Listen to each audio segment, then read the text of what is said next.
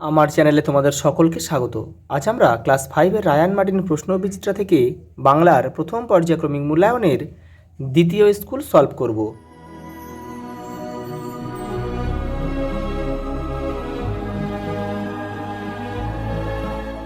প্রথম প্রশ্ন দেখো, একদিন বুনো হাঁসটি দল ছেড়ে নেমে পড়ল ঝোপের ওপর।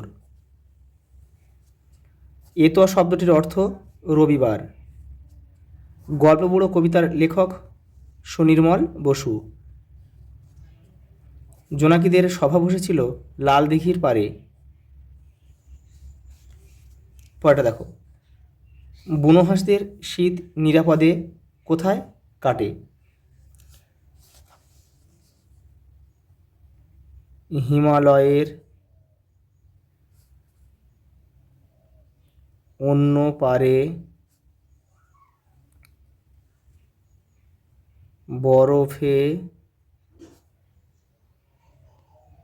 ঢাকা নির্জন দ্বীপে।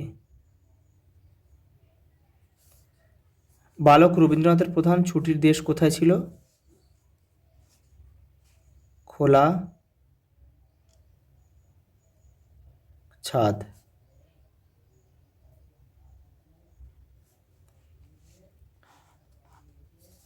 হাবু থানায় গিয়েছিল কেন?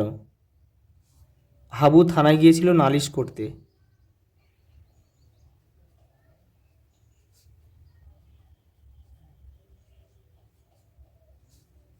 মোড় বলতে কি বোঝানো হয়?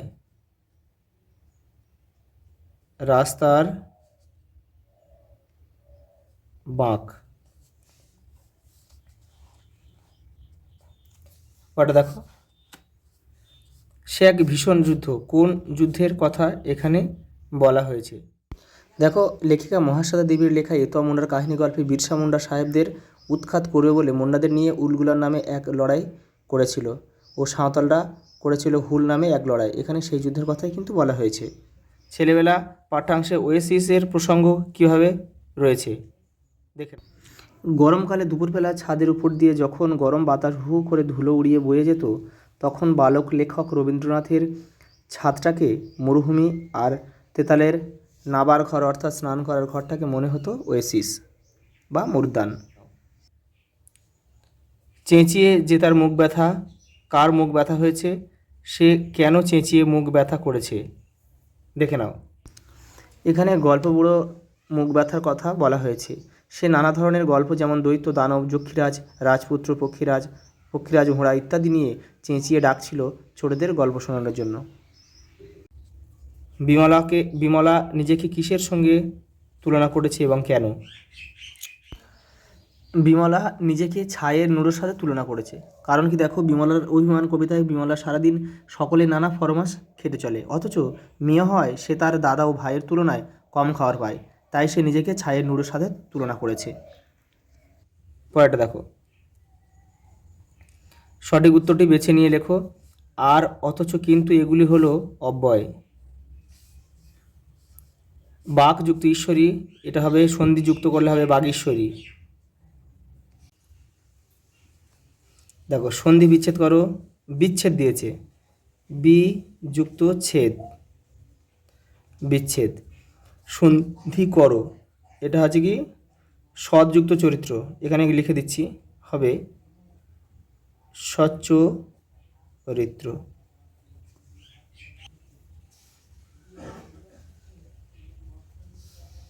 পরেরটা দেখো, দিক যুক্ত অন্ত, এটা হবে দিগন্ত। সর্বনাম পদের একটি উদাহরণ দাও। আমি, তুমি, সে। বিশেষণ পদ কাকে বলে দেখে নাও। এই দেখো, বিশেষণ পদ কাকে বলে?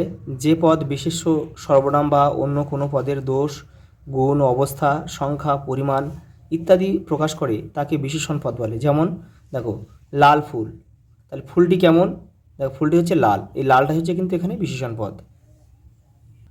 দেখো, লাস্ট প্রশ্ন দিয়েছে, সকর্ম ক্রিয়া কাকে বলে দেখে নাও। দেখো, সকর্ম ক্রিয়া কাকে বলে? যে ক্রিয়ার কর্ম থাকে এবং কর্মপদকে অবলম্বন করে ক্রিয়ার অর্থ সম্পূর্ণ হয় তাকে সকর্ম ক্রিয়া বলে। যেমন রাম বই পড়ছে। দেখো তাহলে রাম এখানে পড়ছে এটা ক্রিয়া, তাহলে রাম কি পড়ছে? বই। তাহলে বইটাকে অবলম্বন করে কিন্তু বাক্যটা সম্পন্ন হয়েছে, অর্থাৎ এই বইটা হচ্ছে কর্ম। আজ এই পর্যন্ত, দেখা হবে পরের ভিডিওতে।